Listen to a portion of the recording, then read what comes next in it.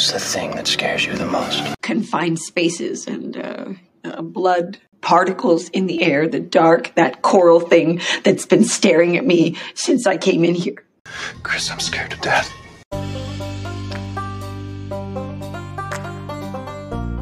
Welcome to the Sum of All Fear podcast, the show that examines real-life phobias and the horror movies that prey on them. So pour yourself something strong, Feardos, and let's find out what makes you afraid. So we are... This is our first time on big boy equipment. You can't talk that far away from the microphone. I know. You're not I'm gonna still be able to lean learning. back like that. Sorry. This is our first time on big boy equipment. Yes, we have microphones now. Woo! We have microphones. We feel like... Thanks, Wayne. We got all the way up to... I was going to wait till 10 episodes in, but we only got to 8 episodes and we already have fancy podcast microphones. Because of Wayne's support. Wayne, yeah. Lacey, our friend Lacey and her boyfriend Wayne hooked us up with a sweet microphone, and we liked it. We tried it out, and I got a second one, and they seem to be working pretty well. I think that the sound is much better. I do too. You should thank a Wayne near you. It's much better than an iPhone. It's a little better than that. I don't know if we deserve quality. better, but we appreciate the sentiment. Yeah. So we're back. You're way across the room. It's really weird. You're like a long ways away from me. You're in the shadows because she wanted to sit on the couch and I have a little desk. Well, you gave me like a little computer chair, which is fine. But, you know, I mean, if I have the choice between a computer chair and a couch with my dog and a big fuzzy blanket that I got at Costco for $8.99. You know what the problem is, though? I'm very, very jealous, scared that you're going to fall asleep mid-podcast. That might actually because when you're on that couch, normally, like it's just moments away from you just passing out completely. Mm-hmm. Yeah, don't you think? Might have it's a very real possibility. Though, so I could pass out anywhere. It could definitely happen at any time. I was going to come on this episode singing "Me and My Arrow" because you have it stuck in my head and it's driving me insane. Yeah, it's like a needle in my brain. Major earworm. I don't know if you guys have ever seen the movie The Point from, I think it's from like the early 70s. This movie is perfect for this episode, although it's not scary at all. Although also extremely scary because it's this like acid trip. I don't know what you're talking about. It's terrifying. Acid trip animated movie from the early 70s that Ringo Starr narrates, and Harry Nilsson has all these folksy tunes, and one of them is "Me and My." I closed my eyes Arrow. accidentally when we were watching it, and I kept them closed just to see. Fucking creepy. It is creepy. Straight up and narrow. No wonder our siblings are messed up, dude. Siblings, I watched this as a my dad loved this movie, could not wait to show it to me when I was a kid. I remember so well because he just loved the music. But it's a movie about this whole world where everybody has points. They all have pointed heads and they have there's pointed trees and everything's pointed. And then this poor little boy's born with no point on his head. And so they call him Oblio. It's a societally relevant message. It is considering because there's this like count and he's a dick and he ends up kicking poor Oblio out of town and separating him from his parents. And it's just him and his little dog Arrow. It's a Rudolph story. It's very sad. Very sad. But it really reminded all week long that I've been researching this podcast. I've been singing "Me and My Arrow." And then I was thinking, and then all of a sudden I got "Me and My Feardos" stuck in my head. And I was thinking I could come up with some sort of "Me and My Feardos." Oh, do it. Come on. Improv. Me and my Feardos. I don't think it has the same effect, but I will say. Oh, wait. Me and my Feardos. Oh, that's beautiful. Me and my Feardos. Such a dork. Oh man. But yeah, check that movie out. Check out that super ass drug trip of a kid's movie. It's not really, I mean, it's just, we're just going to start with that apparently, because that movie is just a weird pointed movie. And this episode is all about sharp pointed objects. Yeah, so pointy things. It's very relevant. But welcome back, Feardos. We are back for episode 8 of the Sum of All Fear podcast. And we're going to slice and dice through this episode like a dang old Ginsu knife. A dang on Ginsu We're cutting through beer cans. We're going to cut through an old shoe. We're coming through like a spider monkey with knife fingers. With knife fingers? Mm-hmm. I'm going to cut through a PVC pipe just to see if my Ginsu knife can do it. I bet it can. We got lots of sharp, pointy things today. So many. And I'm excited about this episode. Really excited. You were really energized. I don't know where you got your energy from. Like, you have done all of the things this weekend, and you should be running on empty, and for some reason you are pumped. I mean, it could be the Red Bull. I just took my second sip of this Red Bull. I can vodka. already see your eyes lighting up. Your heart rate is increasing. It's Red Bull vodka. Vasodilation is occurring. I'm like a slutty girl out at the club tonight, drinking my Red Bull vodka. You're super slutty in your sweatpants and sweatshirt. Yeah, I'm looking money. What are you talking about? I didn't say you weren't looking money. I said you were looking slutty. We're both wearing your roller derby sweatshirts that we bought last night at your roller derby bout. She had her first roller derby bout in how many? About 2 years almost? Yeah. Gosh, a year and a half. I didn't die. Yeah, you did good. You're beating bitches up all over the place. Thanks, honey. I did it for Archer. It was awesome. Yeah. Our little Archer, if you can hear me, I did it for you, buddy. And your shout mommy. Out to Veronica. We've got this is weird. We have headphones in and we have microphones. It's odd. I have to get used to this. Yeah, it's a little awkward. It's different. It's different, but I think we'll get used to it. I'm hearing my voice very loud in my ears. Maybe I should turn it down. Turn my volume down a little. Oh, there we go. That's a little better. It's better. Yeah, so it's not banging in my ears so much. We don't want ear banging. We had an ear banging. Don't do it in the ear, guys. That's a good way to get an infection. Inner ear infection. Don't do it. It's bad. How far can you really get though? Not very far. Your eardrum's hopefully right there. Yeah. This took a weird turn. We should edit it out. Oh, no way. I never edit stuff out. Are you kidding me? I like it when it takes weird turns. That's the best.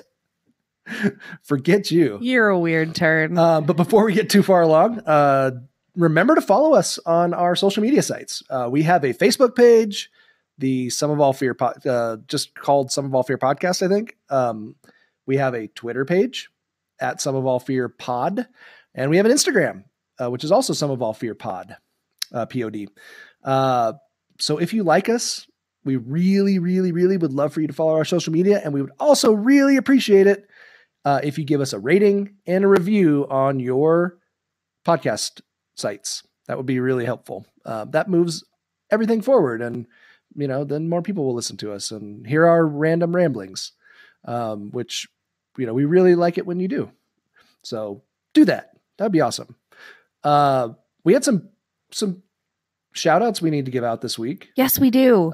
We mentioned Wayne for lending us the microphone, which has led to us having this awkward across the room experience that we're having, but hopefully much better audio so that you can hear us in your cars instead of, just in your headphones. And so I don't have to sound so far away. Yeah. Because I'm so quiet. So far away. Doesn't anybody stay in one place anymore? Oh, sorry. I lost Every the time beat. I hear I'm that, sorry. I can't help. I just gotta sing it. I really have no rhythm. Your roller derby friend. Yes, Gemini and her husband. I did not know this, but apparently they have listened to the podcast, and I really appreciate that. And it was so fun seeing her and the rest of the crew that came out to the bout last night. So, that was great. It was a great little conversation reunion at the after party.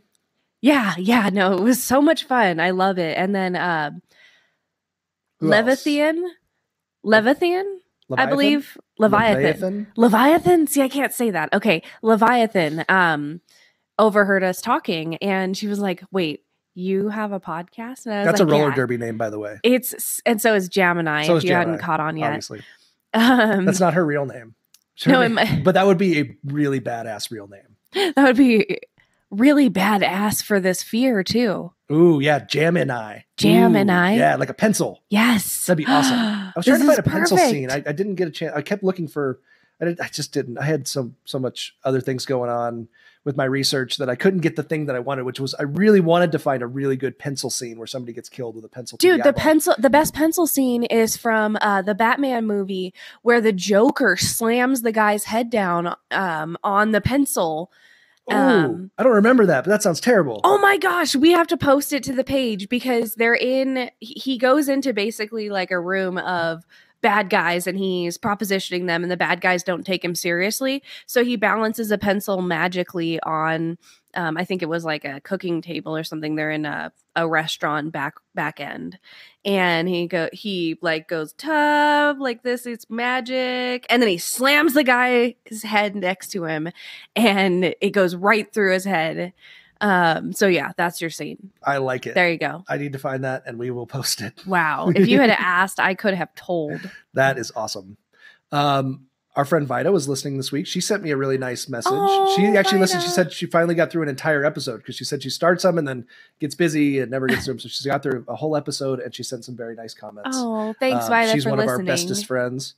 Who else? We had our first email sent in from a listener that we don't even know, which is we assume that we know everybody. And it's literally just our mom and for confidentiality purposes, we won't mention said listener's name, but it was very nice. No, it was Angelica.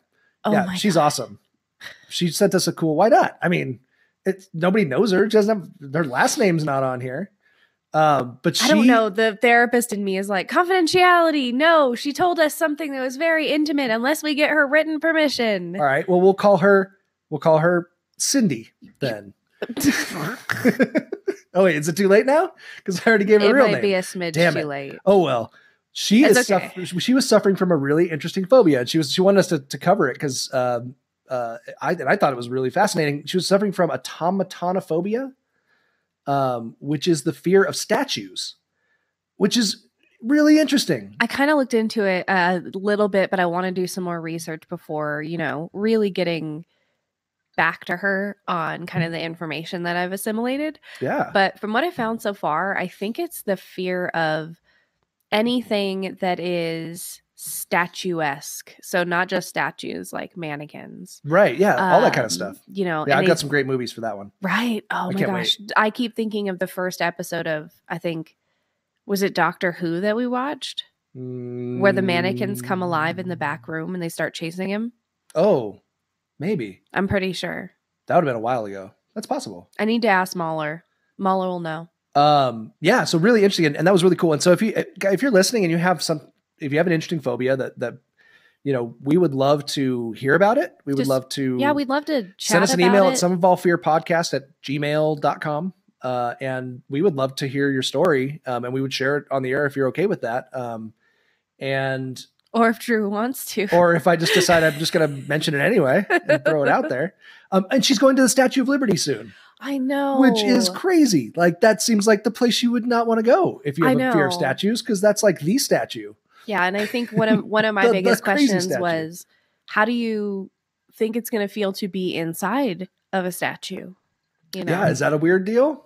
Maybe maybe that might be a comforting. I don't know. Is it empowering? Seems interesting. Is it more frightening? Tell us more, Angelica. Yeah, it's very fascinating. So thank you for sharing your fear experience with us. Absolutely, fear experience. Ooh, is that a new thing? Did I make it a thing? I think you did. Okay, you just made it a thing. You're the marketing genius. Yeah, genius. But we also got the most amazing shout out for the podcast just today. And I want to You screamed through the door and I thought one of the kids was I was so excited. I was super excited because I just started listening to the Horror Virgin, which just launched last year. So it's a fairly young podcast as well, but I kind of look up to them. That's why it's a virgin. Yeah, well, it's very young. But they're doing fantastic. Like they've kind of exploded and they're doing horror conventions and all kinds of cool stuff, doing live streams, hilarious from videos of that poor gentleman. Man, if you need any support, please reach out to me. Todd. So Todd is I would love to provide you with some support through all of this trauma. Todd is the horror virgin. So basically the podcast, guys, go follow it. It's a great podcast. If you like horror movies, it's awesome. But if you're not a horror movie person, it's kind of amazing too, because it's basically centered around Jen and Mikey, who are horror fans. And they're on the podcast with Todd, who is the horror virgin, and he does not like horror movies. Not a fan. And so they make him watch these movies, and then they talk about them afterwards. Videotape him, and they videotape him watching him a lot of times. Yeah, and what get a his great reactions, concept! Like I love hilarious. it. It makes me smile ear to ear. But honestly, at the same time, like Todd, reach out to me. I'm here for you. Yeah, Kris said that she is going to offer Todd some free therapy. I cannot offer him free therapy. You can't? Oh. I can. You can't give away things that I can't give away. That's not. Why can't you give it away? You can't barter. Give it away. Give it away. Give it away. You can't barter as a therapist. You can't trade. What are your you bartering? skills. You're not trading anything. You're just giving some free therapy. I know, but what are we getting in return? We're just getting the awesome feeling of helping poor Todd through his horror trauma. So anyways, it's not therapy if we put it on air. So the horror virgin, check it out. They gave us a wonderful shout out on Twitter and on Instagram. They screenshotted a picture of our podcast episode, and that was really neat, and gave us a really, really, really sweet shout out. Thank you guys so much. If you're listening, we really appreciate it. And you guys are awesome. And we would love to, we're not worthy. We're not worthy. Better at some point. Maybe, like, I don't know. We should send an email or something. We should talk. Maybe we should ask their parents first. We need to ask their advice okay? about how do we go from like 0 to 1 million like they did in the last year. They are killing it out there. Talk about marketing geniuses. You have a killer podcast. That's how you do it. Yeah. You got to be good at this, which that's hard to teach. Working on it over here. So really cool. Gosh, how far have we gone here? Are we droning on too long? We are. We need to cut some of it. 16 minutes. All right. I won't talk about the movie I watched this week. I'll save it till next week. No, I will talk about it briefly. Best movie I watched ever this week. Ticks from 1993. I did not know this freaking movie existed. It stars Seth Green, like total early 90s Seth Green, like his red hair floofed up, parted down the middle. And Alfonso Ribeiro from Fresh Prince of Bel-Air. As like this hard ass gangsta with parachute pants on. But you can't not see him doing the Carlton. Oh yeah, he was Carlton. It's just really hard to see him be all hard and tough, but it was amazing. It had a bunch of like Cronenberg-esque mutations and like had some fly stuff going on. So good. I recommend it. Check it out. But since we have been chit-chatting for way the hell too long, it's time for everyone's favorite phobia-based trivia game.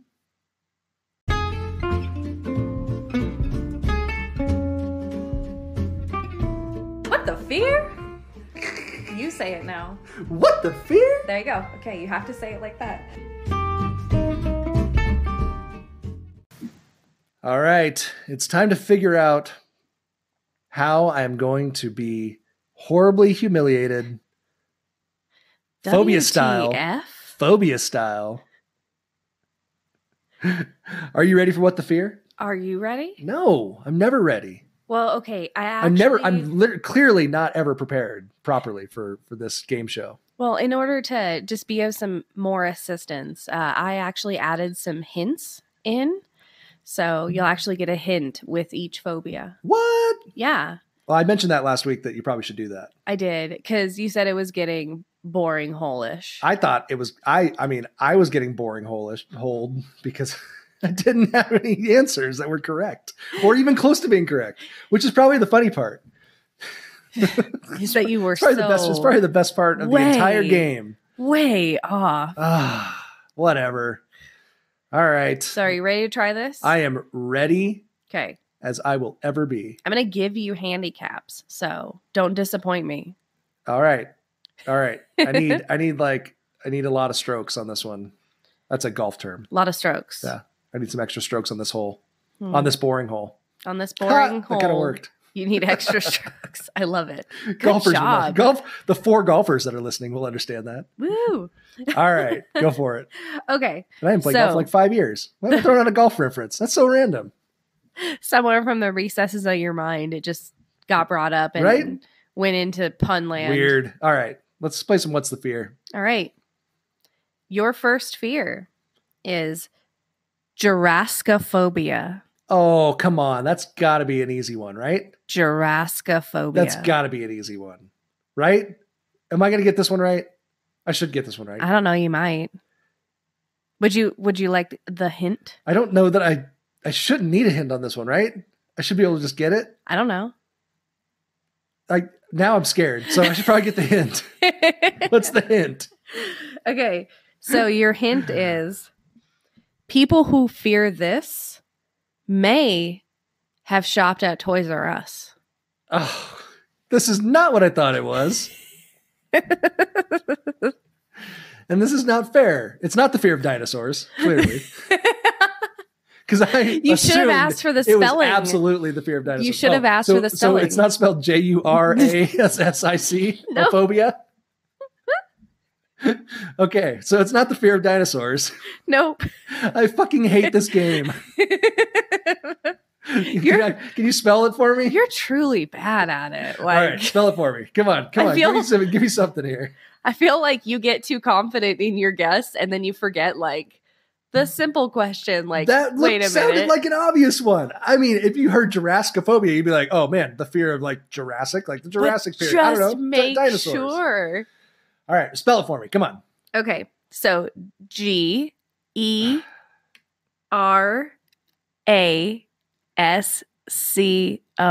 phobia. Jurassicophobia. And they want to stay away from Toys R Us? No, I said people who fear this may shop at Toys R Us. See, now I'm thinking Jurassicophobia, like geriatric. So I'm thinking like old. Or Jurassic, like kicking Jurassic. Kicking Jurassic. I'm going to kick Jurassic after this is over. You deserve it too. You're such an ass. You gloat. You should see her face. See, I probably sound like I'm making this up, but she looks like she is so happy to. No, but truly I am. Whatever you're going to say. She is like giddy with delight yes. right now. She is so happy. Of course. So they may not want to shop at Toys R Us. No. They may shop at Toys R Us. Oh, they may shop at Toys R Us. Okay. So Jurassicophobics may shop at Toys R Us. They are afraid of getting old. Oh my fucking God. You got it right. See, I just needed a freaking hint. Woohoo! Oh my gosh, I blew out everyone's ears. Because it makes sense. Do you need to? No, that's. I blew out everyone's ears. I'm so sorry. I was so excited for you just then. I got one right. You and did I nail it too? You nailed it. See, well, it was a pretty good obvious. job. It wasn't that hard. You started off though. with Jurassic that Park, really wasn't. though. It wasn't that hard. I would have guessed fear of dinosaurs initially, but not with the spelling. I think the spelling I would have gone somewhere with age because of the GER instead of JUR. Okay, so now I need. Yay! I got one right. Now I need to step up I'm my so hint excited game because I don't like this. Yeah, well, you don't like where this is going. No, I don't the like the first this. hint you ever give me, and I get Great it right. job. I don't like this. This is why I'm so good at Jeopardy, because Jeopardy gives little hints in every Right. single one of their questions. Or, I'm sorry, excuse me, every one of their answers. Exactly. They give a little hint, which is why I'm good at it, because I like putting those. I put those little puzzle pieces together. You should have answered what is, because I wrote it like a Jeopardy question. People who fear this may shop at Toys R Us. What is the fear of getting older? Yes. All right. You know what? All right. All right. I got Let's that move on to the from- second one. Come on. But I got that from literary character Peter Pan, who literally forms a colony of phobics, the Lost Boys. Oh, that's right. And then has them worship him. Ooh, that could be a great horror movie. We should turn know. Peter Pan into a weird cult of getting older. That's what I thought like, Pan's horror Labyrinth movie. was going to be, and I was very wrong. Like a Heaven's Gate cult thing, right? Yeah, they're like, they're I like it. Peter Pan's actually a cult leader, and he's leading all these people astray. I like it. And they all it's fear good. getting old.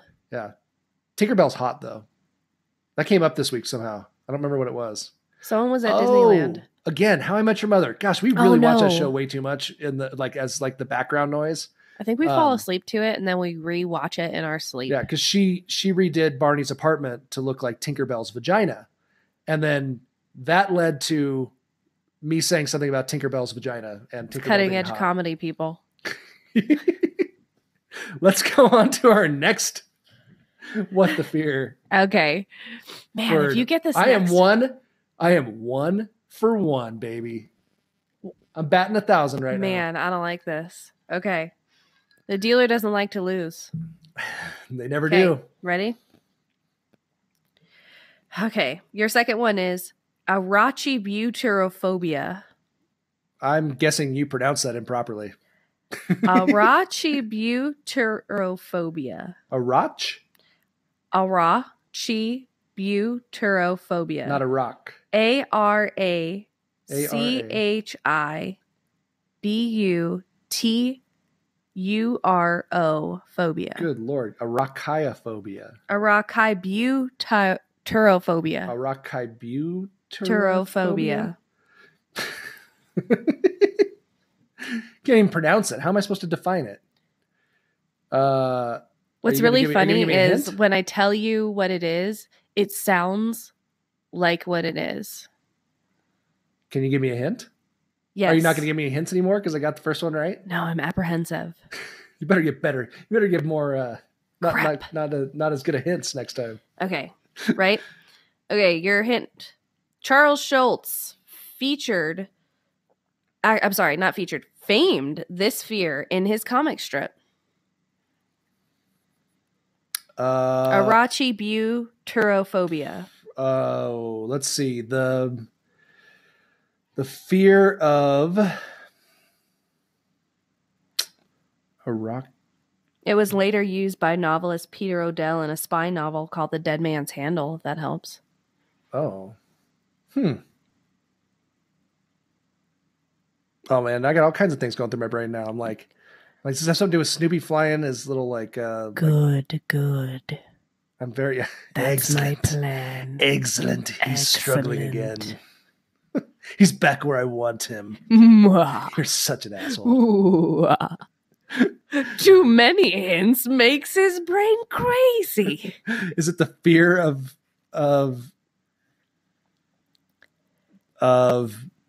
oh my goodness. The fear of rejection? No. The fear of missing a football.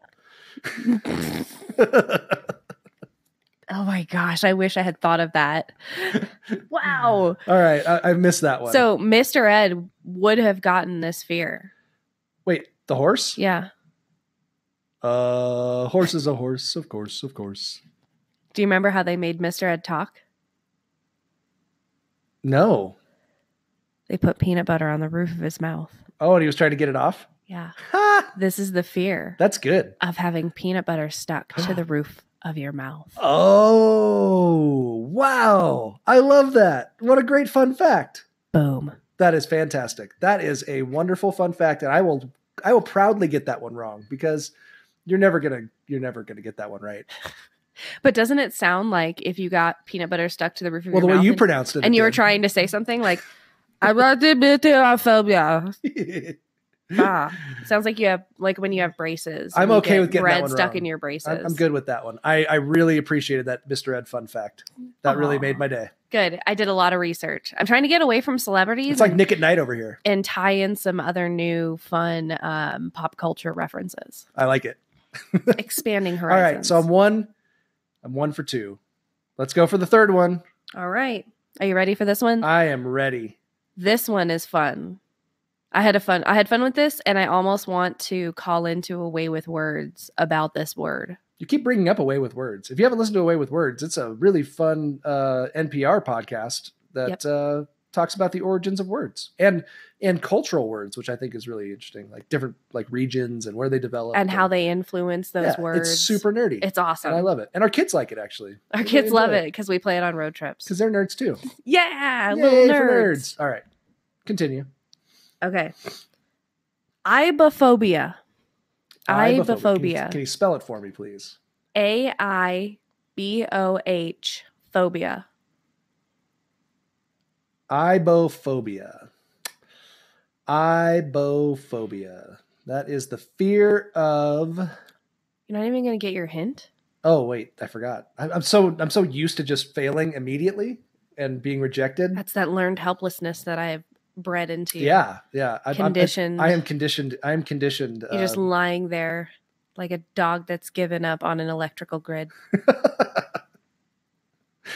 Way to throw Famous some experiment. Psychology, some psychological history in there. Okay, so your hint is this fear is the same going out and coming back. Fear is the same going out and coming back. That's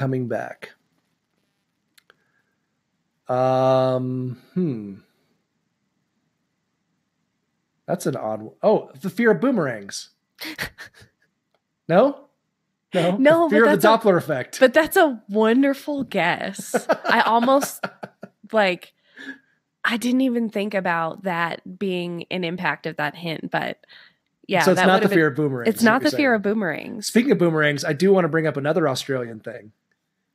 Because we do have a podcast about pointed things today.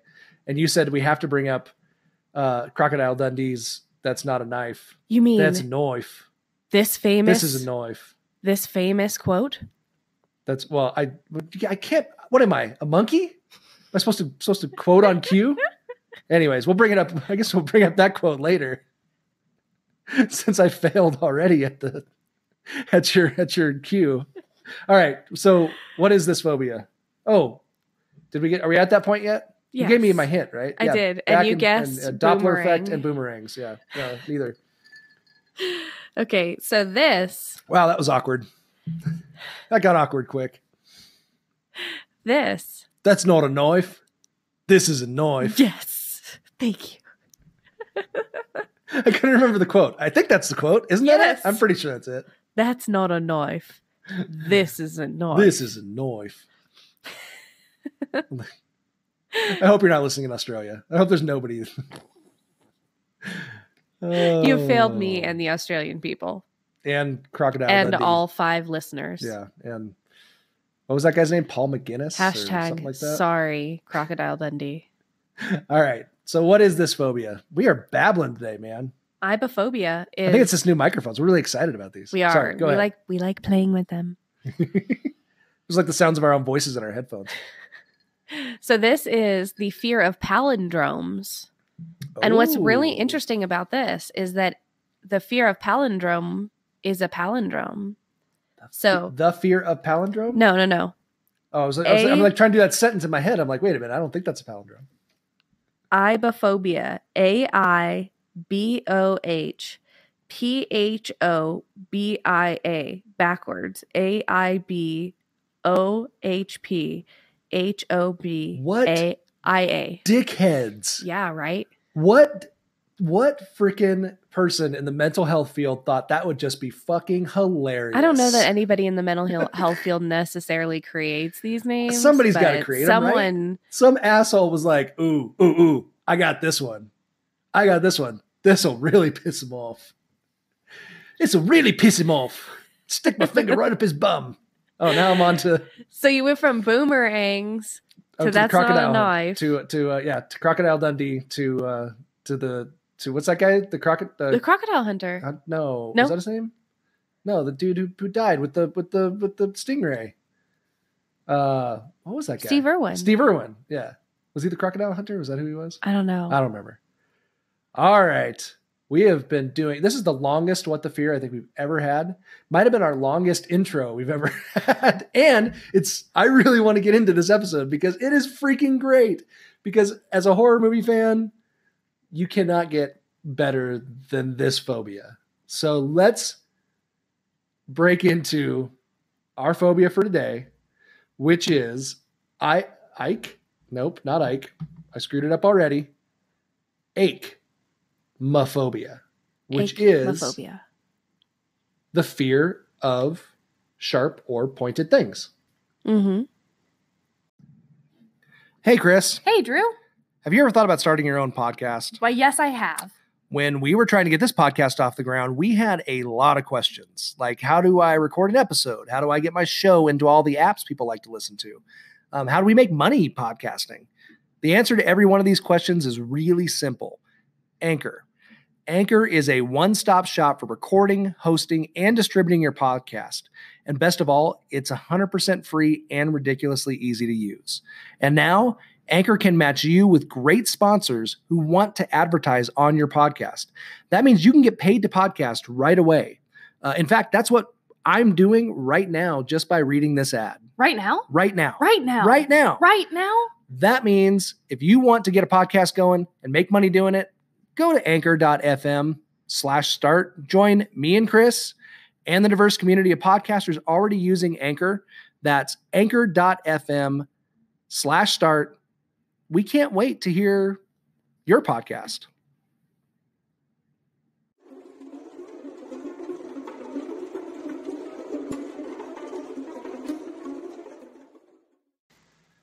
All right, we are on to Aichmophobia. Do you want to know what the etymology of our wonderful phobia is today? Yes, please.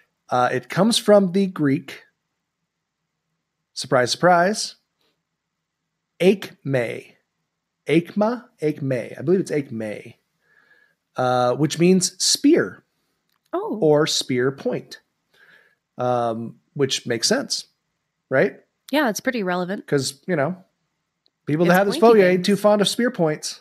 No, not fans. So tell us a little bit about our wonderful phobia today, which is the greatest horror movie phobia ever. I love it. It's perfect. Well, I mean, this one is just so broad because it's the fear of sharp things.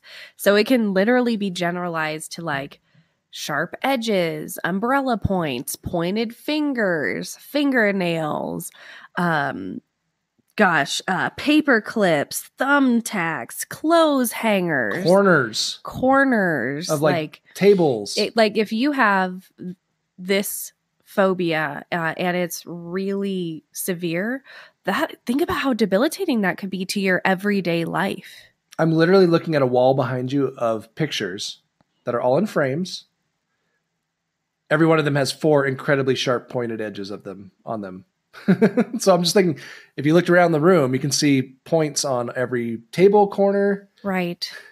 It's crazy. So yeah. And it's not an irrational fear to be afraid of, banging your head on a corner and passing out or, severely hurting yourself. But to have that anxiety crop up and to generalize it that far, that would be incredibly debilitating. Now, if we bring it back in a little bit smaller, we're looking at things like needles and knives and, ice picks, things that can hurt you. Sure. When you utilize them, those kind of more everyday objects. Which, I think there's kind of it would seem like, and I could be wrong, let me know, but humans probably have a natural fear of sharp things, kind of like they would a fear of fire. Yeah, hot right? things. Hot things are hot, sharp things are sharp. Right. Like you see it and you go, I probably shouldn't go, sit my butthole on that. That would be a bad idea. But there's also, like we talked about in the Fear of Heights episode,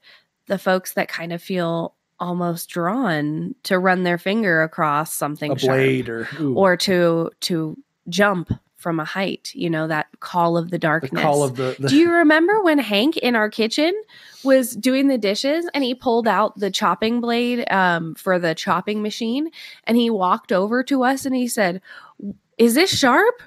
Yeah, and literally ran his finger across it and just sliced it open in front of us. Like, what are you thinking? Yeah. Like, teaching, this is an important moment in your life, buddy. Sharp things are sharp. Yeah, and here's your sign. Oy, oy.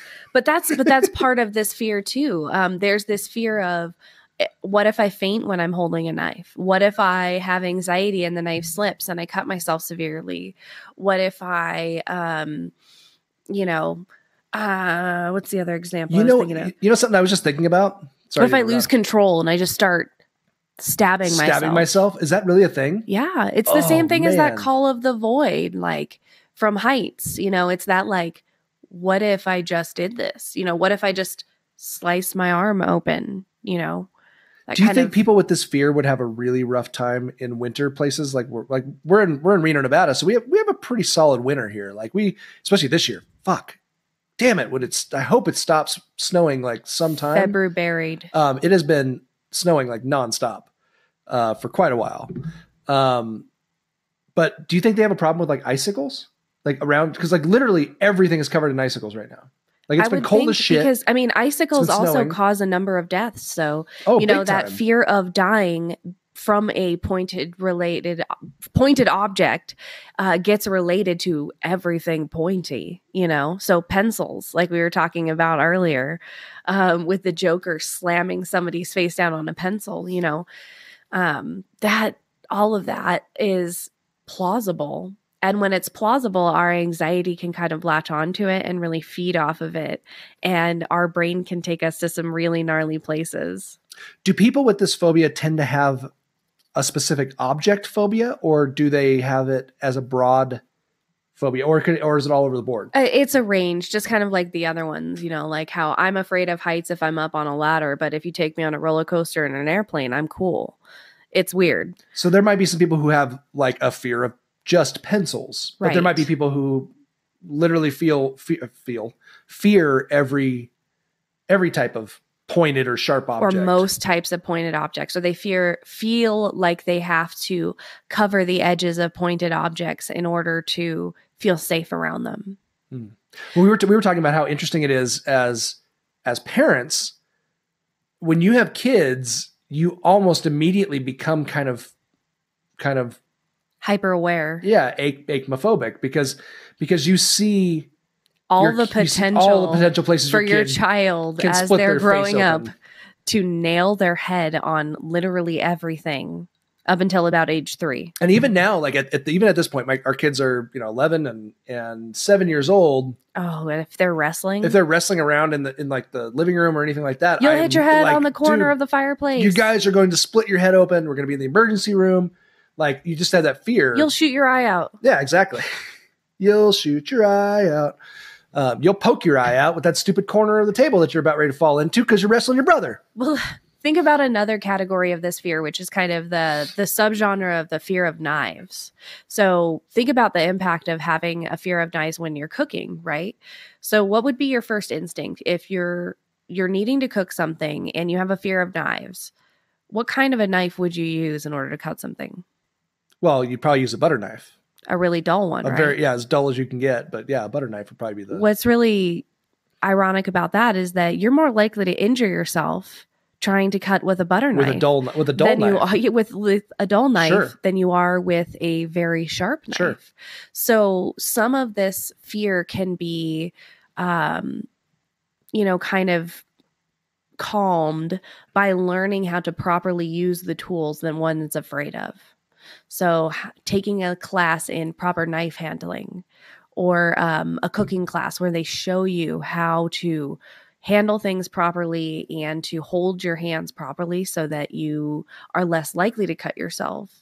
Makes sense. So, kind of the precautions that we think we're taking in order to stay safe from sharp things sometimes can be worse than just the sharp things themselves. Yeah, so I bought my son a pocket knife.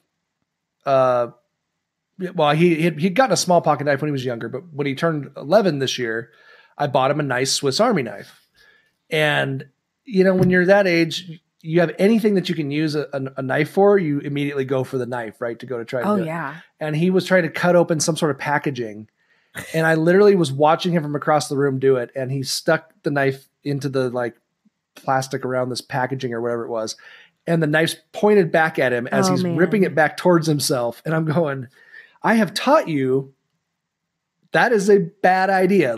Don't do that. And yet he still was like, it's part of the learning curve sometimes. Learn how to use the knife properly. Don't do it towards yourself. Do it away from yourself, unless he's been kind of afraid of it ever since, which it's not temporary to have kind of a, not odd to have kind of a temporary fear that comes up after a situation like that, Like there was a woman that I was reading up on who after she would go through long bouts of sewing with her sewing machine and just kind of seeing the needle piercing things, she would have these vivid kind of almost daydreams about the needles piercing her skin and stuff. And so it was almost this temporary generated fear as her brain was kind of working with everything that it had seen during her daily activities. I can't imagine, like, to me, like anything. Well, I could totally see having a phobia of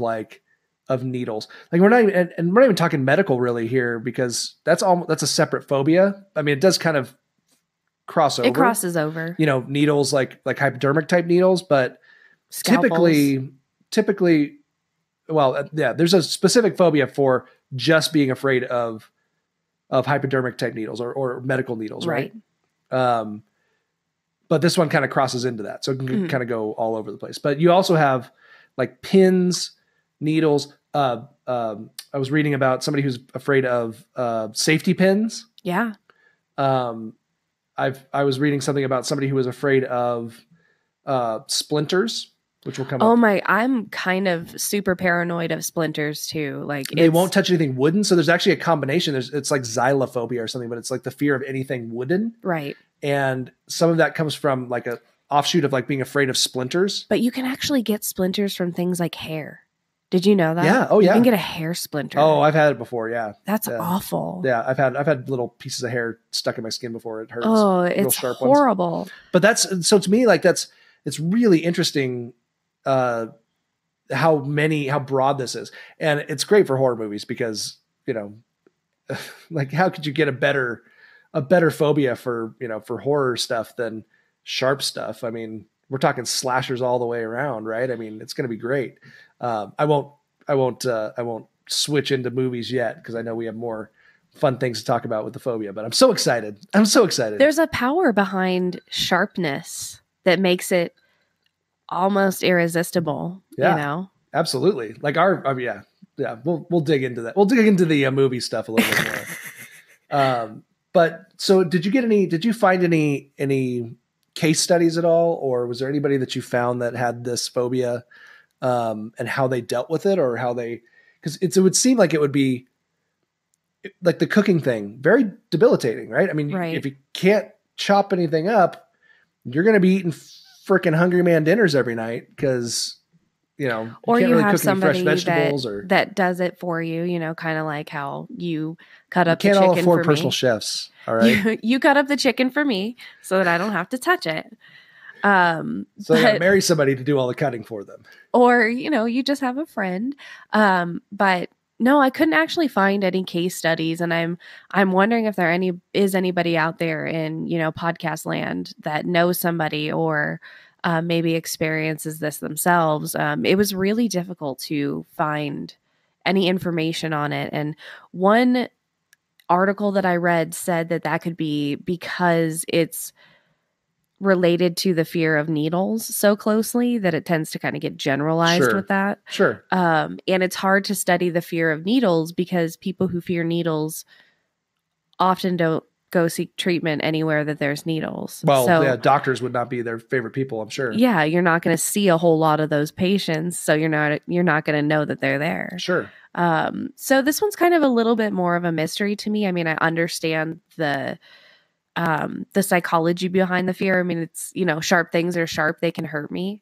Didn't you find a Reddit page? I found a Reddit about someone who's afraid of needles. Yeah. And we'll post that up, on all of the social media Was there pages. a bunch of like really hilarious, but there was a string. Were they making fun of her, or was it just like, no, they were, Reddit is they vicious, were capitalizing man. on some very, very generous puns that could be, you know, formulated from being afraid of sharp things. So you guys should go check that out. But we'll post that. We'll post that up. Well, but it wasn't just sharp objects. It was specifically needles. Somebody was afraid of needles, like actually being like shots, right? Like at the doctor's office type needles. But I think of, folks like Johnny Cash, where his brother, you know, died because he got sawed in half by their electrical saw. Is that what happened?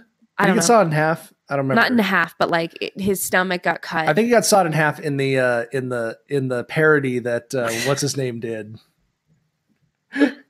In John C. Reilly, the one where walk hard and walk hard. No, but the actual story is I think he just got hurt by the saw. Well, didn't it cut his him. Stomach and then Something like that? You know, he got sepsis and then passed away. But whatever. Yeah. The same thing. Bad accident with the saw. The same thing applies here, though, is that would terrify me of that sharp thing or of sharp things after seeing my brother go through that kind of trauma. Oh my gosh. I would be terrified. I would be very hyper aware of sharp things because I would have seen what they're capable of. I would just become one of the greatest country music singers of all time. That's what I'd do. Well, you have the voice for it. Walk hard. I mean, the Dewey Cox story. That's what it was called. You know, this fear is super interesting. You know, we fear them, the sharp objects, because we're fascinated with them and simultaneously terrified by them, but we're also very distrustful of the power that they wield. I have never been a big knife guy until recently. Now I have to have a pocket knife in my pocket all the time. Although I lose them every time I buy one. I'll buy like a nice pocket knife and they're always gone. Why do you feel like you have to have one? I don't know. Because I feel like it's, part of being a man. You're supposed to have a knife on you at all times. Like when somebody goes, anybody have a knife? You always want to be the first one to reach in your pocket and throw one out.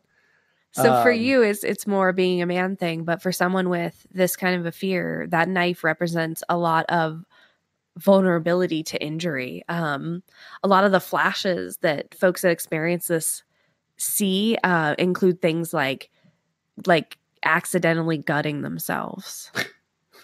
Dude, that would be terrible. Right? Oops.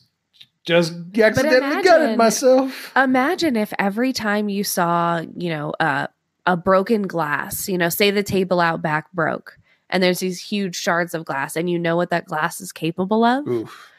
And the first image you see is you accidentally tripping and falling on a huge shard of glass. I'm pretty sure that happened in the movie Ghost. Well, I know that there's a lot of movies with good glass kills, and I wanted to find some of those as well, but I just ran out of time. I just didn't have time to find all of the good sharp object kills. There's so freaking many. But that would be an example of something that would really incite that fear, that oh yeah, just the second something happened like that. So like we break a drinking glass on the ground. Yeah. Somebody who had that fear of sharp objects would immediately be like running. So you're kind of like that with guns. Like if you see a gun, I'm very apprehensive. You are not a fan. I have this. And we have a friend who has a gun in every room in his house, just about. I have this anxiety that they're going to go off. I mean, like I know that they're not going to go off unless somebody touches them. But even if they're just sitting there, I have this like anxiety flash that they will like spin and point at me and shoot. Like that would be like a ghost. That would be. Like a ghost is trying to shoot me. Like I kind of love this concept. I'm picturing it in my head for like a movie idea. Like I think it'd be really great if an inanimate gun just turned around and just started shooting.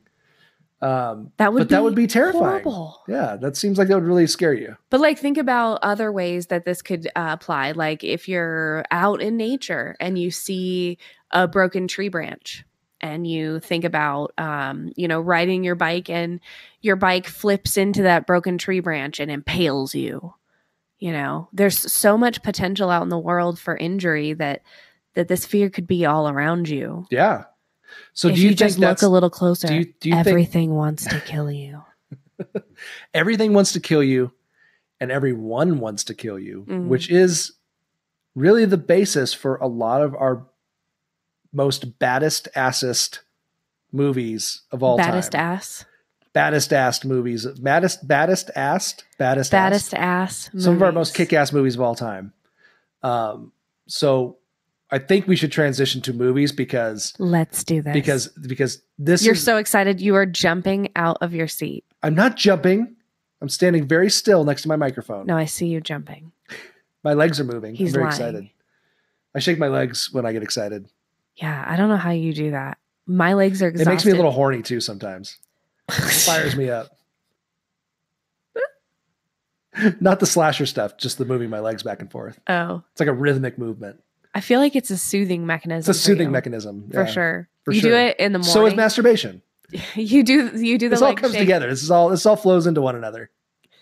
You do the leg shake in the morning, and that's how I know you're awake. True. Yeah, it's true. I come by that naturally. And you also come by that naturally, apparently. Oh, hey-o. Masturbation joke. You made it first. So let's transition from masturbation into, transition from our phobia about the fear of sharp and pointy objects into our movies.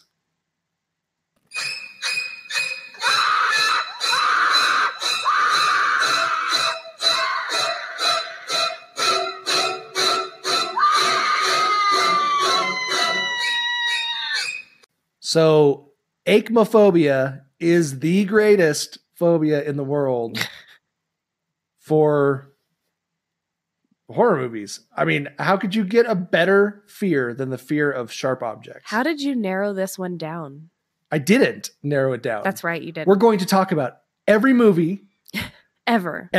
Hang on tight, that has kids. any sharp object where somebody is killed or maimed or murdered, or their nose is chopped off, or they're stabbed with a sharp object. I think it's going to be amazing. I'm excited. We're going to talk about all of them. This podcast is going to be 5.5 hours long.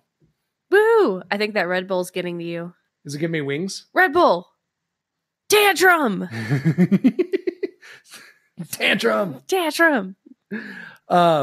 Literally, this phobia applies to every slasher ever, right? I mean, every slasher movie of all time. I mean, pretty much. Could you argue against that? I suppose there is. I mean, there's some slashers that use blunt objects, right? I mean, there's some slashers that don't dive right into the sharp ones. Are those slashers or are they smashers? They're smashers. Oh, that's a whole new genre. I like that. That's a good idea. Yeah, anybody who doesn't use a sharp pointed object should be called a smasher instead of a slasher. I like that. That's good. You need to do your top 10 smasher flicks. I should. I do have a top list for this one. Yeah. So I'm really excited about this because go read it. Honestly, like if you think about it, right, every slasher ever, you have some sort of apparatus, something, right? I mean, there's a sharp object involved in most of them. But I narrowed down my top favorite slasher movie kills that involve sharper pointed objects. Is that gonna fit? Is that gonna fit on like a meme title or like a title page? Yeah, I think you could do it. Maybe in like Comic Sans. Yeah, my top 5. I'm gonna do. In fact, I'm only doing 5. I was gonna do 10, which I'm glad I didn't because we're really loving like chatting this one up. Be the longest podcast ever. But I only picked 5. But I am gonna do 10, and I'm gonna post it up as an article on our website. Great. So if you haven't been on our website yet either, by the way, it's someofallfearpodcast.com. And mostly right now, I just have the episodes up there with their descriptions and stuff, but I have a couple of articles. I have a few articles to check out up there, but I am going to put another one up this week, and it's going to be this one. That's some good ass content, right? My top 5 favorite slasher movie kills that involve sharper pointed objects. Are you ready? I'm ready. Are you ready? Are you ready? I guess you could call these honorable mention like scenes. Yeah, absolutely. My number 5 top 5 favorite slasher movie kills that involve sharper pointed objects is... You have to say it faster. The Burning, which is a movie from 1981. Oh, you made me watch this. I made you watch all these. I made her watch all these scenes because they're so good. But The Burning is this really great movie that Tom Savini did the special effects for. The weapon, I did different weapons for every one of these. So the weapon, our sharp pointed object for this movie, was gardening shears. Very clever. Yeah. You saw it. Yeah. They looked amazing, didn't they? Innocuous if you're just gardening. There's a scene, if you use them properly. There's a scene where he goes up and it's like a shadow of the Cropsey. killer. Cropsey is the guy's name. He's a disfigured caretaker of a camp, I think, or something like that. There's a scene where he comes up above with like a shadow of him with he these was a shears. large man for such a canoe. That's a good point. That's a really good point. Hold that thought. We'll never come back to it. But it is a good point. I like it. Stop looking at me like that. He massacres this entire group of happy camper kids with his gardening shears. And it is a wonderful scene. That's my number 5. My number 4 is a very famous scene. I threw a couple of obscure ones, some semi-obscure, and a couple of standards. I thought it was important to mix it up a little bit. But not to be too predictable. I don't want to be too predictable. Yeah. So, but this one is the famous Kevin Bacon scene from Friday the 13th. My number 4 pick. The weapon is an arrow. Ooh. Miss Archer over there. Hey. She likes to do archery. I do. So I might wake up with an arrow through my neck someday. Well, I piss her off enough. I like to think of it as my skill for the zombie apocalypse. Your archery? Mm-hmm. That's what you're going to use? Mm-hmm. Because if it's really handy. It's not going to be guns. We know that. No, it's really handy if you want to stab someone, but over there. That's how the bow and arrow was invented, correct? Man. I really wish I could stab somebody. But like, over there. Over there. Yeah. Yeah. Over there. Over there. I love this scene because Kevin Bacon sits down and he lights himself up a joint. And if we know anything about slasher movies, if you're high, if you're doing drugs or you're banging, you're gonna get killed, right? And so he sits down, he lights up a joint, and Mrs. Voorhees grabs his forehead and boom, arrow up through the neck. Great scene, wonderful, blood splatting everywhere. Brutal, great. Number 3 is another standard from Halloween 2. We got to get some Michael Myers in there, so we there's a lot of Michael Myers deaths, kill scenes. There's a lot of, as there is a lot of Friday the 13th kill scenes, but my favorite Halloween scene is from Halloween 2. The weapon was a scalpel. Another great pointed sharp object. Laurie Stroud's walking down the hallway. Nurse comes to try to get her, to come, yelling down the hall.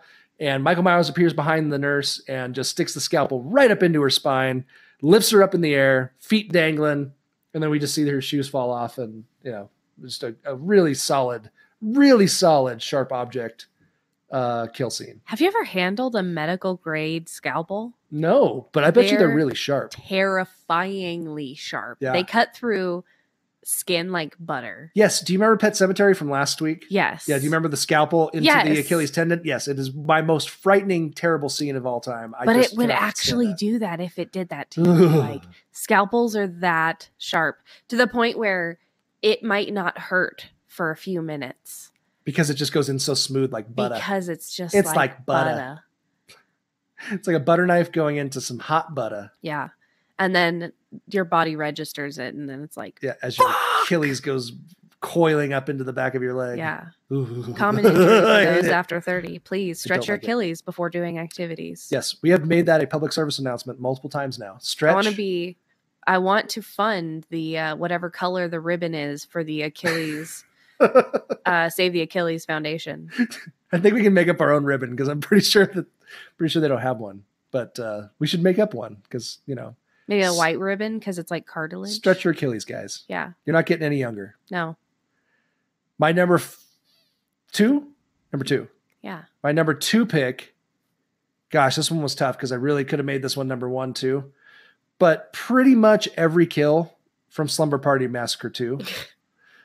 Slumber Party Massacre 2 from 1987 is by far one of my favorite campy slasher movies of all time because the killer is a leather jacket clad punk rockabilly singer with a ridiculous guitar with a drill guitar attached to the end. Kills everyone with, and it's awesome. Oh man, is it amazing. It's pretty wicked. Have you ever been drilling something and like imagined it slipping and going through your hand or something? No, I haven't. Not till now. Did I just watch way too much Rescue 911 when I was a kid? Apparently. Yeah, that can happen too. So the Rockabilly Driller Killer. Death is all around you. It is all around you. All around you. In the form of rockabilly guitar drills. Which is honestly, it's probably, in my opinion, the greatest slasher movie weapon of all time. Absolutely. It's a wicked weapon. It's a drill on the end of a freaking crazy ass guitar. Like, what the? And he's singing. It's like a musical too. Like, they randomly break out in song. And you guys may not know this about me, but I kind of dabble in the rockabilly world. I got myself a little pompadour. I've had one for a long time. Is this another one of those lies you tell? Because I like me some of the old school rockabillys and some Reverend Horton Heat, and that's what attracted you to me. You just hung out with you. Liked my hair. It was so high. I do love your hair. The higher the hair, the closer to God. That's what they say. The higher the hair, the closer to God. And that damn smile. that little sly out of the corner of my mouth smile. Mm-hmm. The higher the hair, the closer to God. So my favorite, but I do have a favorite kill in Slumber Party Massacre 2, though. They're all amazing. You need to watch it because it's fucking great. My favorite kill, though, is I think when he pops up in the back of the car and and he goes, "This is dedicated to the one I love," and then sticks the drill through the back of the driver's seat and kills the driver. Oh, so good. While the girls scream in the passenger seat. Amazing. Okay, by number 1. So we got to move through these. Blood Rage. 1987. So good. So good. It was so bad. It's so good. Great. And literally it's another one where like every kill is just amazing. They're just all great. And the freaking over the top practical effects. It's so bad. Are just ridiculous. But I got to tell you again, we'll do another Shudder plug. Watch the Joe Bob Dinners of Death Thanksgiving marathon. Oh, it's even better. Because he goes through Blood Rage in that marathon. And it is so good. It's so good. I just want to hang out with Joe Bob and like have a few drinks and just let him talk about whatever the hell he wants to talk about.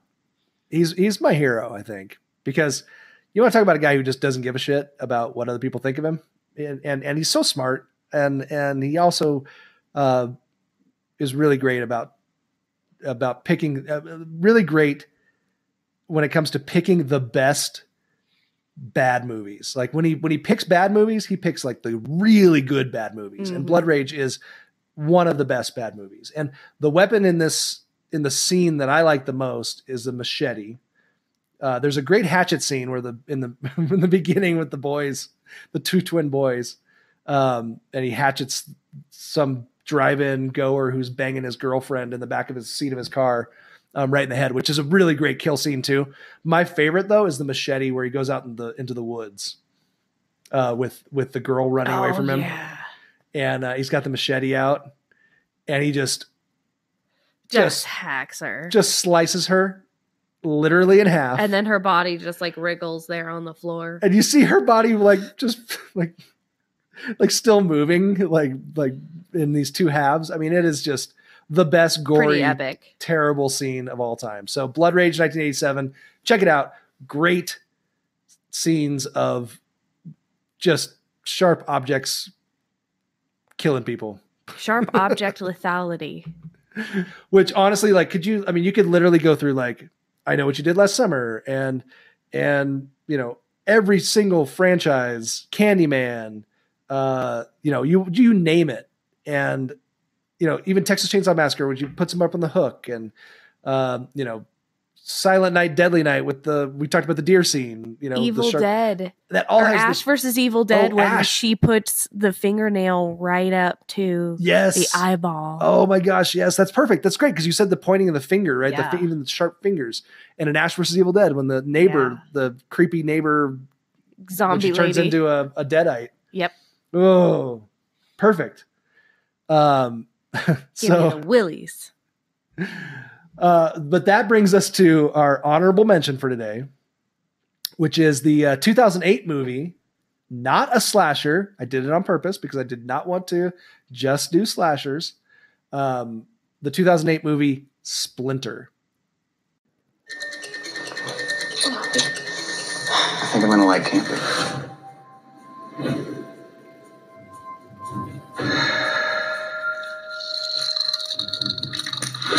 She looks not right. Well, what do you want to do? Turn it off. Get in the car. Pull over. Hello? Hello?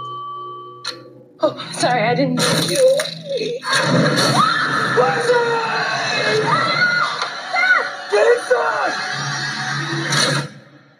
Who was that? Move away from the glass. They tracks us somehow. I gotta get out of this gas station. Wait. Stopped. I think it's gone. Drop the gun. You're under arrest. Get in your car. There's something out there.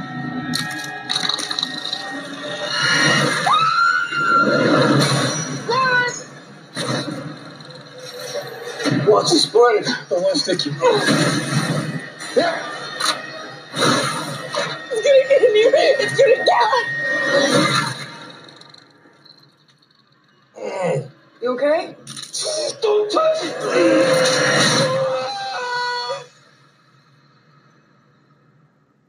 So the 2008 movie Splinter is not a slasher movie. No, And it's Teenage Mutant Ninja Turtles. It is. It's about a giant Splinter. rat, a giant sewer Splinter. rat that trains a bunch of small turtles until they're really obnoxious teenagers. Yeah, they're kind of bratty, but they love pizza, and I They love do, pizza. which has nothing to do with our phobia, but we just thought we'd throw it in there. Be really fun. Actually, the beginning of this movie, there's when he gets There's a attacked, creature. he gets attacked by this like wolf-like dog creature. Looks like Master Splinter. And Kris is like, is this it's called Splinter. Is that Master Splinter? And I laughed very hard. That was good. Thanks for appeasing me. Yeah, that was money. I would kind of like I wouldn't mind seeing like a Splinter, like a good Splinter origin story movie. Yeah, a why really hasn't good that one. been developed? I think they've talked about like his origins, but I don't think they've put a whole movie together. So listen up, Hollywood. And we're recording on Oscar night too. Yeah. Screw you, Oscars. Listen up, Hollywood. Screw you, Oscars. That didn't nominate fucking Hereditary. You didn't nominate any of the great movies that were out there. If no one has watched, Yeah, nobody gives I don't care do not care one bit what happens in the Oscars anymore. Screw those guys. They did good with us. Oh, not with us. That's the new one coming out with Get Out. I can't wait to see that. Us, the new one, Jordan Peele. Oh, Yeah. it's gonna be so good. Oh, and the new Twilight Zone. Oh, that's another great plug for Shudder. Horror Noir, which is a history of black cinema, a black horror cinema, which is really, really interesting. Really great documentary, and you can only get it on Shudder because it's an exclusive. So check them out. I should be tagging them in everything we do because they should be sending me royalties. Splinter, 2008 movie. If you haven't seen this, it's a little bit of an off the beaten path horror movie that didn't get a ton of recognition, but it's a gem, guys. It's a hidden gem. What'd you think, Kris? You watched it. It's pretty fun. I like, there's a few nods to the Evil Dead franchise in there that I really enjoyed. Should I read the synopsis first before we dig into any specifics? Yeah, please. All right, I'll do the synopsis real fast. So when their plans for a nature trip go awry, Polly Watt, played by Jill Wagner, and boyfriend Seth Belzer, Paolo Costanzo, decide to check into a motel. On their way, they're carjacked and kidnapped by low-rent crooks Dennis Farrell, played by Shea Wiggum, and Lacey Belisle, played by Rachel Krebs, who take the victims and their SUV to a nearby gas station. Along the way, they encounter an increasingly terrifying horde of parasites. And if any of them intend to survive, they'll have to outsmart the deadly organisms. Directed by Toby Wilkins. It's fun stuff. What'd you think? It's really fun. And I found a really fun fact that the here, let me get my notes. The fungus that Splinter's based on, or partially based on, is a real thing. Really? It's called the Splinter fungus, or cordyceps fungus.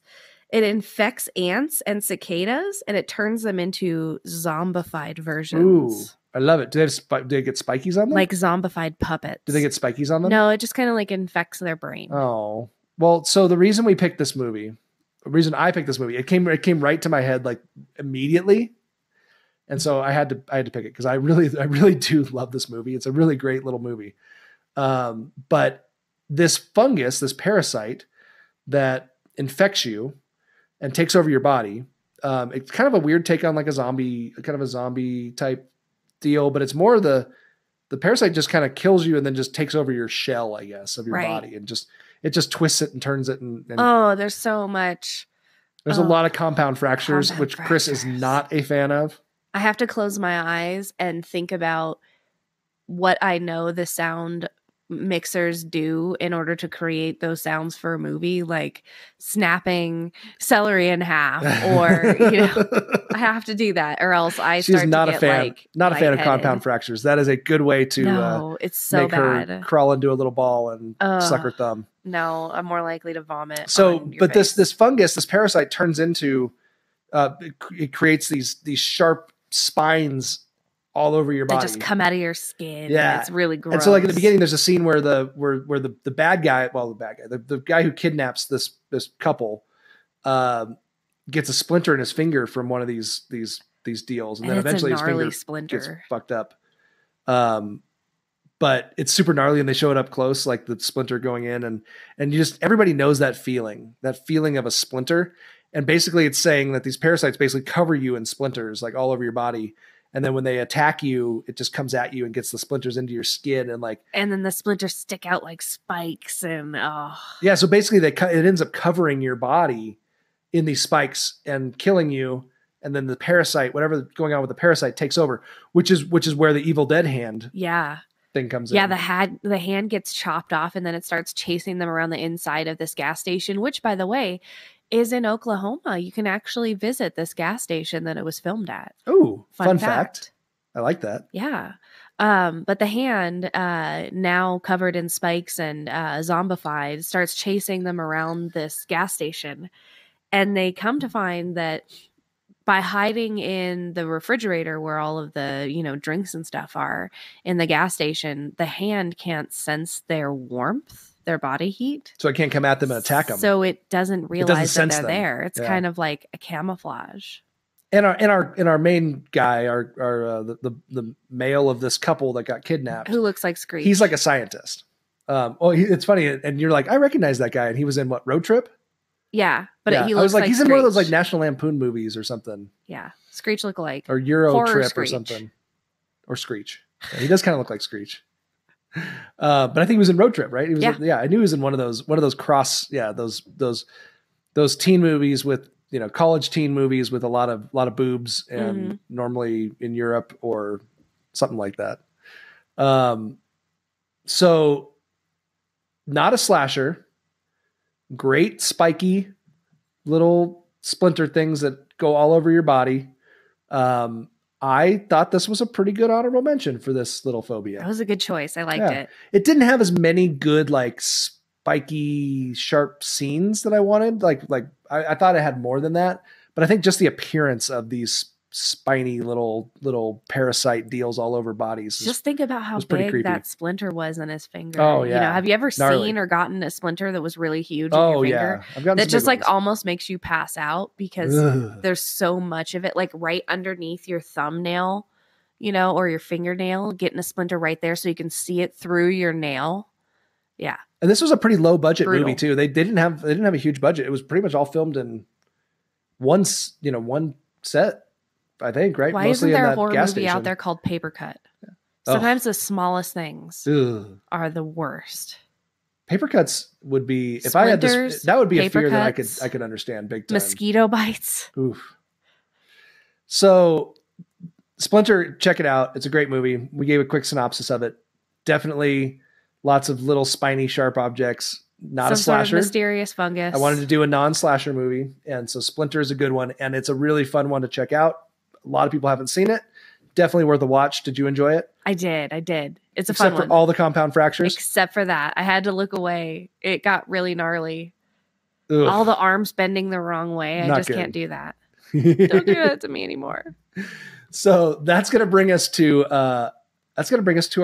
our straight to the top of all sharp object killers of all time. In my opinion, I think this is the number one sharp object killer. Naylor would be proud of you. Of all time. It's time for our feature presentation. And now our feature presentation.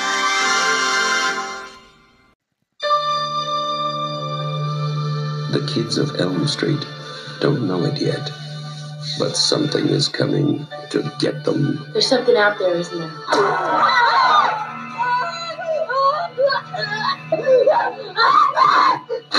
We just see cuts happening. What did that, Lieutenant? I don't know. Tia! The coroner got to say. He's in the jail and puking since he saw it. They're gonna kill me for sure. Did you do it? There was somebody else there. He was locked in a room with a girl who went in alive and came out in a rubber bag. No one knows where it came from or who it will visit next. Nancy? There's something wrong with you. You're imagining things. Nightmare on Elm Street. Do you believe in the boogeyman? No. Whatever you do, don't fall asleep.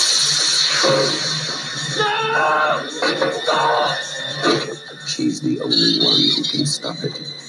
If she fails, I'm your boyfriend now, Nancy. no one will survive.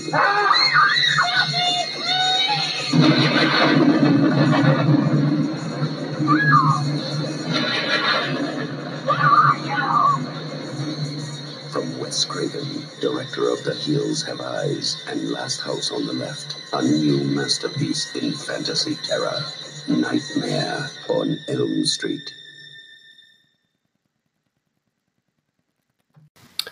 All right, so our feature presentation is the freaking most iconic horror movie of all time, I think.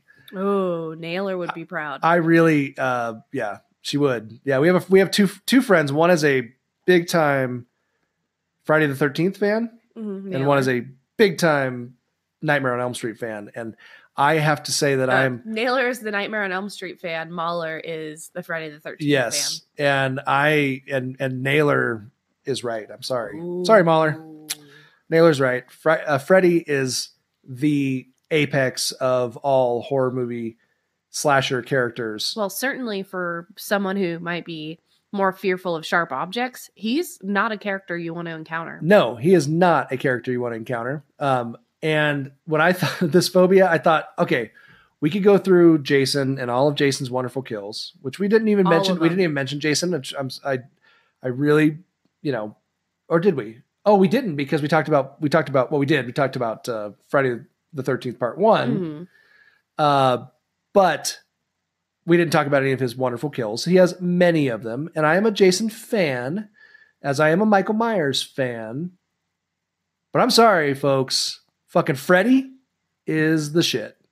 And I think it always goes back to what you experienced when you were a kid. And for me, Nightmare on Elm Street was like one of the very first early ones that I saw that was like a real horror movie. It got you young. Fucking A. I love me some Freddy Krueger. And if you are afraid of sharp objects, what is more terrifying? Not just one knife, not just one machete, not just one hatchet, not just one hook or cleaver or whatever thing that you want to use to kill somebody. No. How about a glove with 4 frickin' knives? Right? Well, we also could have chosen Edward Scissorhands. No, we couldn't have. Edward Scissorhands would not have worked. Terrifying. No, but that's a Johnny Depp connection there. So, that works. Uh-huh. I'm sorry, but I got to say, like, Nightmare is So just iconic. so wonderful. It's just such a wonderful movie. We watched the original again today, which I hadn't seen. I normally watch it like once a year at least. But I hadn't seen probably since last like Halloween. I always try to watch like the iconic horror movies, like every the regulars. Yeah. Like every October, around Halloween. So we watched it again today and you fell asleep towards the end, which you normally do, but I've seen it before. Wasn't it fun to watch it again? I love it. I think it's a great movie all around. So good. And we've been to that house. We have. Yeah. Every time I go to LA, I like to swing by there because it's really easy. It's right off Sunset Boulevard. I went with Naylor and Mahler. And Naylor brought her Freddy glove. Did she take a picture with the house with her Freddy glove? Yeah. Oh, that's so cool. When I was there, they were having like a freaking neighborhood meeting or something because everybody was outside the house. And this is the Nancy's house, the house, the main house. They were literally, there was like 5 neighbors just standing outside talking and hanging out. And I didn't want to be that guy. The awkward guy. And it was nighttime. And so I drove by like 3 or 4 times, which probably creeped them the hell out. Probably creepier. And then I parked down the street like a long ways away and then thought, well, I'll get out and I'll just walk like I'm just casually strolling down the street. But then I'm like, well, then I'm going to take a selfie with the house. So they're going to know that I'm like a fucking tourist. You look like just taking a picture of the nightmare house. So yeah, I need to go there sometime when there's nobody around so I can actually enjoy like my cameo with the nightmare house. But if you're, to me, like this murder weapon, right? I mean, Freddy kills people in various ways. He doesn't always kill them with his glove, but man, in that original, that glove is just so money. I mean, what a great concept. Wes Craven, damn you. Like it starts off introducing us to it as he's building it, which is fascinating.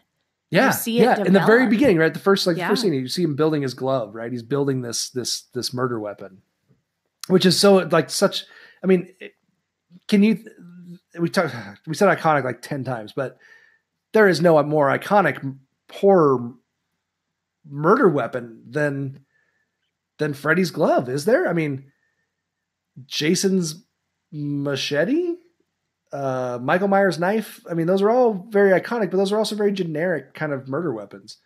Freddy has like something super unique, right?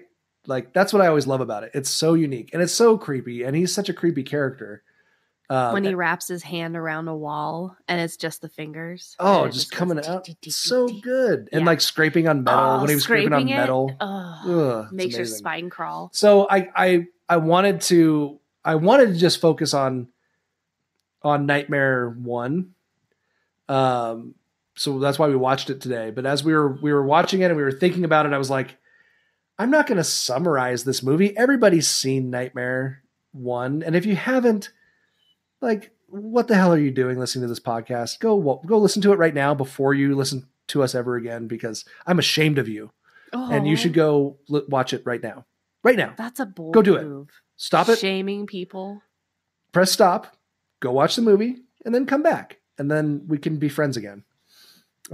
Because to me, like, well, it's funny because we were listening to the Horror Virgin the other day, and you know how the like Pet Sematary last week, you'll watch a movie and you'll realize like an iconic old movie, like an old horror movie or whatever. And you'll realize like halfway through, I've never seen this movie before.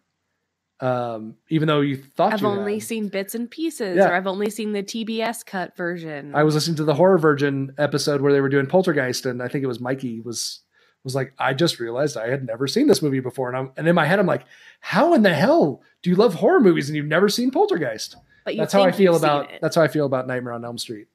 But I'm sure a lot of people felt that way about Pet Sematary last week. In fact, Metal Kris was like, I cannot believe you had never seen Pet Sematary before. Like, what the hell's wrong with you? And you know, he's right. I should be shamed. Wrong? You shame yourself. That's why you shame others. Yeah, it's true. And we all need a good dose of shame. Don't you think? No. Shame is a very important emotion. I think humility is an important emotion. We should all have a little bit of shame. A little bit. Okay. A little bit. Just a little bit. Just a little bit. Just a little bit. It's kind of stuff with the How I Met Your Mother references. It's like the fourth one this episode. So instead of just analyzing the first one, which I mean, you've got your Johnny Depp getting sucked into the bed scene, which is so good, and the blood just blowing up. Oh, I just hit the microphone. Sorry about that. The blood just going up into the ceiling. I mean, just the best. Just such a good scene. But I mean, I still think even after all the amazing Freddy kills with his, with or without his glove, the first real kill scene, the Tina scene, where she is, running through the alley and gets pulled into the bedroom with her ghetto ass boyfriend, and they bone, and then she falls asleep and gets attacked, and you see her just wrestling with Freddy, but he's invisible. And the boyfriend's just going, "What the hell's going on?" And then all of a sudden she's you've all seen it, and she's thrown up into the, ceiling, and she's pulled up on the wall. Doesn't he scratch her belly? And then you see, the his glove knives, going down her chest. Oh. And that's really the first time you see that invisible hand. There's that fear of being gutted, that accidental gutting. It's so rad. And there's so much. And then when they come in and find her, there's just so much blood everywhere. The blood, there's not even, I mean, it's comical. It was a little bit over the top. It's it's like Evil Dead, style. Doesn't the body have 6 liters of blood in it or something like that? Yeah, but I think you'd have to do some serious, I suppose it's possible. If you there's a lot cut of blood. A major artery, you could bleed out in a matter of minutes. So I think that's my all-time favorite Freddy kill. That's a good one. The very first one, right? I mean, it's you always remember your first. Near and dear to your heart. Right? Mm-hmm. It popped your Freddy cherry. It did.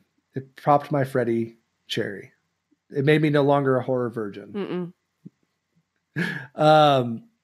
But as we were going through, and I was like, gosh darn it, I got to go through the best nightmare kill scenes ever. And so we started going through, YouTube clips of various different Freddy scenes, and there's Nightmare 4 Dream Master has the "How's this for a wet dream" scene, which is freaking fantastic because the kid's in there, and all of a sudden this hot chick is he's got a waterbed, and all of a sudden he pulls the blankets away, and there's this hot naked chick swimming around in his underneath his waterbed, underneath, right? And of course she then turns into Freddy and pulls him into the waterbed and then slices him up with his gloves. How fucking great is that? You cannot, I mean, I honestly I love Friday the 13th, but they can't compete with that shit. I'm sorry. They just can't. Well, I mean, they did step it up with Primetime Bitch.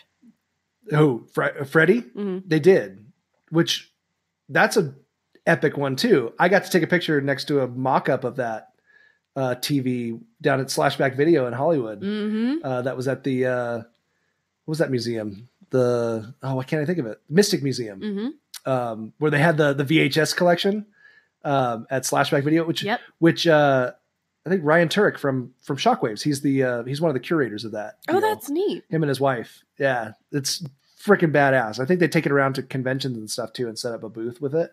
But they had the TV and the Freddy head from it's prime time. Welcome to prime time, bitch. Welcome to prime time. Where in that was from Elm Street 3, Dream Warriors, where she gets pulled into the TV and killed. Also an epic scene. Not a good one for the pointed object ones though, because he doesn't use his knives, his hand knives. But he makes a point of noting to her that she is worthy of prime time. Welcome to prime time, bitch. Oh, that totally reminds me of the Freddy character from Rick and Morty. Yes. Welcome to your nightmare, bitch. Oh, here we go. Looks like some sort of legally safe knockoff of an 80s horror character with miniature swords for fingers instead of knives. I'm Scary Terry. You can run, but you can't hide, bitch. The Freddy Morty? No, I don't know.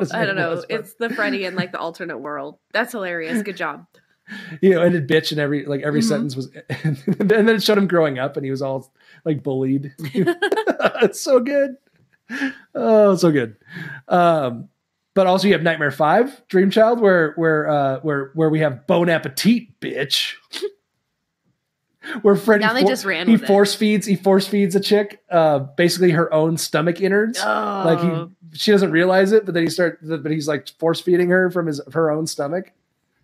What else? You have Taryn versus Freddy in Nightmare 3, Dream Warriors, which she's the punk rock chick. Oh yeah. And she busts out her switchblade, and then Freddy shows his glove and like he has his knife. So it's like knife on knife action. Yeah. Which is the best. That's the best. Knife on knife on knife. That's the best Aichmophobia scene ever right there. I mean, you got her switchblade, you got the glove hands, and they're going at each other in a knife fight. And then his hands turn into fucking syringes. Yep. Gross. Because she's a druggie. Yep. And he stabs her to death and starts pumping her full of or pulling something. It's so good. It's so fucking good. The best kill scenes ever. Oh man, I am such a Nightmare fan compared to I love the Nightmare franchise. I think it's so damn good. What am I missing? Am I missing any good ones? Primetime Bitch is really good. Oh, New Nightmare, which is probably your favorite. It's my second favorite to the original. Well. But yeah, Wes Craven's New Nightmare, which is a really tough one to like compared to the other ones because it's so different, but I love New Nightmare. I think it's fantastic. Dream Warriors 3 is like the third one is probably my second favorite in the real like franchise in the lists of the the original ones. But Wes Craven's New Nightmare is awesome, and there's a great scene. Well, if you want to talk about the glove and there's a scene where Heather Langenkamp's husband is creating the glove for a movie. And it's like this kind of high-techy, like robotic kind of Freddy glove. And then when he's driving home in his truck, he's all driving home all happy. And then the glove comes from somewhere, wherever he's, and kills him. Comes up. I remember it comes up from like his crotch or something. That's but it's terrifying. It's a great scene though. So that's a good one. But the best one is in the hospital when the little kid, oh yeah, Miko Hughes from Pet Sematary. Yeah, from the other movie we just watched. He is in the hospital. They've got him like, they won't let mom see him, and she's trying to get him not to go to sleep. And so they give him a sedative, and then his babysitter busts into the hospital room and like barricades the door and kicks out all the nurses and shit because she knows what's going on and she's trying to keep him awake. And he must nod off. Can't keep him awake with a sedative. And so there's this scene where Freddy comes behind her or comes up to him and says something like ever play Skin the Cat? Oh. Like ever play Skin the Cat? That wasn't a very good Freddy voice. I thought it was good. Not so good. Oh, okay. You could work on it. Yeah. My Freddy, I don't know how you do it. Robert Englund's a talented guy. Very. And then she gets lifted up and thrown around the room, blood everywhere, the whole deal, just like Tina in the original, which I thought was so cool, like a total throwback to that original scene where he lifts her up into the corner and all that stuff. So what a cool scene. Those are fucking great movies, man. If you terrifying if you have aichmophobia. If you have aichmophobia. Aichmophobia. You cannot say Aichmophobia. It right. Aichmophobia. I kept saying Ike all week, and I started thinking about it, and I'm like, oh, that must not be how you pronounce it. Because that would be E. It'd be like E-I-C-H. But yeah, if you're an aichmophobic, you might want to stay away from Freddy set of films. Right? I mean, could you imagine something if you're afraid? Let's say you're afraid of knives or you're afraid of sharp objects. Can you imagine anything more terrifying than Freddy Krueger? Oh, it would make me really uncomfortable. I mean, it scares the shit out of everybody anyway, growing up and all that stuff. He's a scary ass character. It scares me the most because he invades your sleep, and I love sleep. Yeah, that and that's the thing. We'll definitely have to get back to Nightmare again when we do. Oh, for sure. There's going to be a lot of phobias, fear of sleep nightmares, phobias. or Yeah, which I wanted to save. I was like, do we really tackle a franchise? But There's just so many good, You know what? sharp Why not? object scenes in this. No one's telling us how to do this. That's right. I do what I want. Well, I mean, we will take some direction if people have. I do what I want. I do what I want. And I wanted to talk about Nightmare. I really just wanted to watch it again, which was great. Well, what else? We got more phobias coming up. I don't know what our next one is. No, we didn't look it up again. I didn't. Well, here's the thing. So we had kind of a limited. Oh, I think this is hilarious, by the way. We were talking about going A through Z through phobias, and we've actually been going out of order, which I realized the other day that the list that I was going off of, I thought it was alphabetical, and it was, except for like the first 4, and they got them fucked up somehow. So we went through like algophobia and electrophobia, and then went back to agoraphobia. Oy.